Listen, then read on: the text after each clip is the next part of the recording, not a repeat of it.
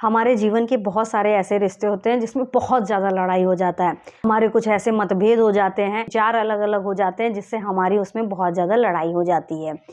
अब हम करें क्या? हमें अपने जीवन में कभी-कभी हमारी लड़ाई सिर्फ चैट से ही कर लेना चाहिए और उससे हमें बहुत अच्छा फ़ायदा होता है। उससे हमारे रिश्ते में मजबूती भी बनती है और हमारा रिश्ता बहुत ज़्यादा जो बिगड़ रहा होता है, वो नहीं बिगड़ता है। आइए देखते हैं कैसे।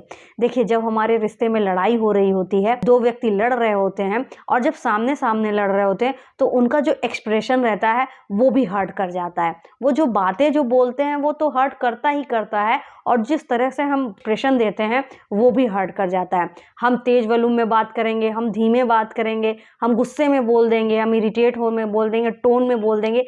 ये सारी चीज़ें मैटर करती हैं और हमारी वो लड़ाई को बढ़ा ही रही होती है, कम नहीं कर रही होती है। क्यों? क्योंकि हमको एक्सप्रेशन दिख जाता है कि वो देखो कैसे बात कर रहे हैं, ऐसे इस तरह से मुँह करके बात कर रहे हैं। तो वो उस चीज़ से हम बहुत ज़्यादा परेशान हो जाते हैं और फिर लड़ाई और भी ज़्यादा बढ़ती जाती है। इसीलिए कभी-कभी क्या किया कीजिए कि लड़ाई को चैट से कर लिया। मैं आपके मन में ये बात ज़रूर रहेगी कि ये जो चैट रहेगा ना, वो सेव हो जाएगा इनके पास। एक प्रूफ़ की तरह रहेगा जो हम बाद में इसको देख पाएँगे कि हम क्या-क्या बोल रहे हैं, किस तरीके से बोल रहे हैं।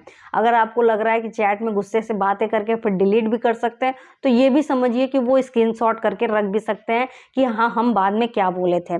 जब हम लड़ाई कर रहे होते हैं, मुँह से बोल रहे होते हैं, हो सकता है बहुत सी चीज़ें हम डिनाई कर जाएँ कि नहीं, हमने ऐसा नहीं बोला था, नहीं, हमने ऐसा नहीं किया था। लेकिन जब चैट से हम लड़ रहे होते हैं, तो हमारे पास वो सारे प्रूफ़ होते हैं कि हमने क्या-क्या बोला है, कैसे-कैसे बोला है। तो वहाँ पे हम थोड़ा-सा सतर्क हो जाते हैं कि हमें ऐसी कोई बात नहीं बोलनी है, जो हमें बाद में इस चीज़ की ग्लानि दे कि हमने क्या बोला है, कैसे बोला है।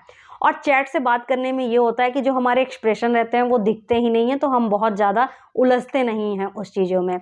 और टाइप करते-करते ऐसी बहुत सी चीज़ें होती हैं, जो हमारी भावनाएँ ही ख़त्म हो जाती है।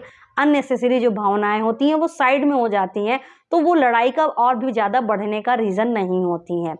इसीलिए कभी-कभी कोशिश कीजिए कि जो आपके अंदर लड़ाई हो रही है, गुस्सा हो रहा है, तो वो चैट से ही कर लीजिए, तो उससे आपकी लड़ाई जो बहुत ज़्यादा होने वाली रहती है, बहुत बेकार परिस्थिति लाकर खड़ा करने वाली रहती है, वो उतना सिचुएशन को ख़राब नहीं करती है। आप चैट से अपनी सारी बातें कह भी सकते हैं।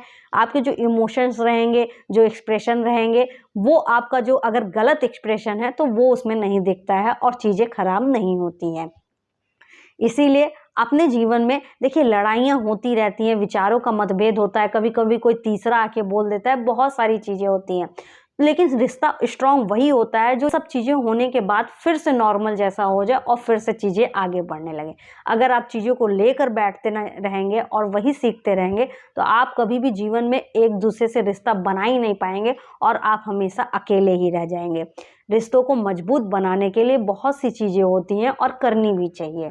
आइए खुद खुश रहते हैं, दूसरों को भी खुशियाँ देते हैं, खुद आगे बढ़ते हैं, दूसरों को भी आगे बढ़ाते हैं। Thank you so much.